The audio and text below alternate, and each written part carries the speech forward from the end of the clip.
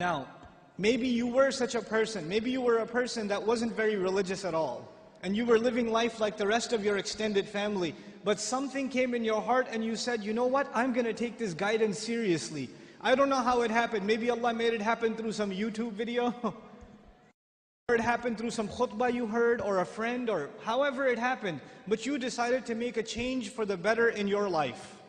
And when you start changing the behavior in your life, the first people to see a change in you will be your own family.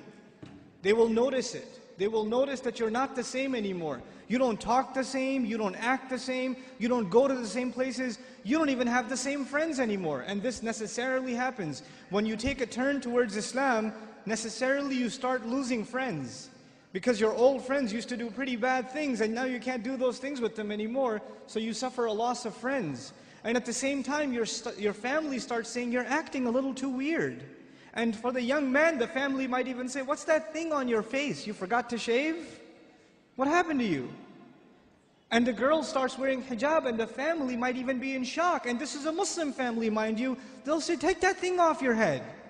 You're going to go out to the wedding looking like that? I can't sit in the car with you like that. What do you think we are? All of a sudden, you're the Islamic role model? Who died and made you Shaykh? That all of a sudden we should be looking up to you. Remember what you were like last year, man? You were the party animal. Now you're going to go make salah? Yeah, seriously, please. We know what you're really like. In other words, not only have you lost your friends, from your family you get the nastiest kinds of sarcasm and criticism. All the time, all the time. Every chance they get, they say something to you. They say something about your beard. They say something about your habits of making salah. They say something about you going to the ICNA convention. They say something about putting your children in Islamic school. They say something about sending your children to Sunday school. Or you getting up for Fajr or Isha and going to the masjid. They'll have some comments for you. And those comments hurt. They burn pretty good. This happens to young men in the audience, where their parents start telling them to stop hanging out with their other Muslim friends. Don't go to the masjid, don't waste your time. I wallahi myself know of stories where the father found out that in between classes, the son used to, because his classes were 3-4 hours apart, in between classes he used to go to the masjid to pray dhuhr and just study at the masjid. Instead of studying at the library where there's plenty of things to look at, might as well go make salah and pray in the masjid. I'll be safer that way. Dad finds out. You're becoming an extremist, son. And what is the extremism in the eye of the father? That the boy is making salah in the masjid. That's extremism for him. Subhanallah. Muslims themselves, you think non-Muslims are averse to Islam? Have you seen what Muslim families are doing to their own? What parents are doing to their children? I know of cases myself where parents said, we will not pay your college tuition. We will not look for a wedding made for you until you take that hijab off. We will not do it. We do not accept you as our daughter until you take that thing off. We will not show our face in public with you. You can't go with us anywhere. This is the mother telling. And you know what they'll say? What's amazing about that? They'll make you feel bad about yourself. They'll tell you, what kind of daughter are you? You should be ashamed of yourself. You're embarrassing your parents. We're Muslim, but we're not Muslim.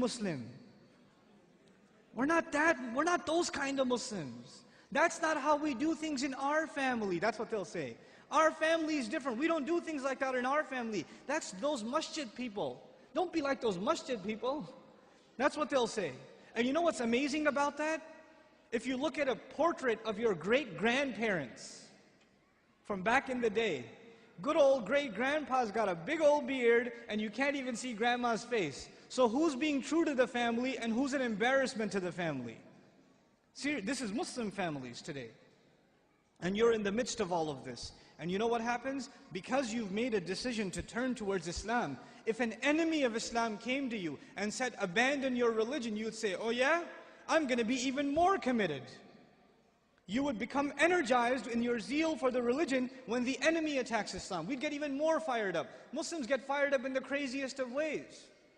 Somebody draws a cartoon about the Messenger ﷺ and Muslims go crazy and they'll burn some other guy's car up or break somebody else's because they're really angry.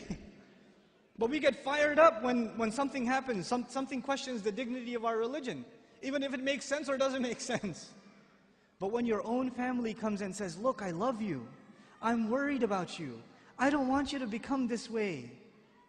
This is the way of the people who fail out of college, who don't have a career, who have miserable lives. I don't want you to fall into this extreme. Somebody is putting you under their influence. You need to get away from them. They're the ones pulling you away. So how do you deal with that? The most inappropriate response to this pressure is anger. And you know what? That is the most common response too. Your parents start yelling at you for growing the beard, and you're a young, hot-blooded guy. What do? Oh yeah? It's the sunnah. You can't tell me what to do. You're following culture, and I'm trying to follow Islam. And you slam the door in their face. Way to go. Because that's what Allah wants you to do. Yell back at your parents. And they're talking about your beard. What was Ibrahim's father talking about, alayhi salam? Was he talking about something small or something big? Go make sajda to idols, boy. And does he lose his cool? Does he get angry? We have to learn how to be with our parents.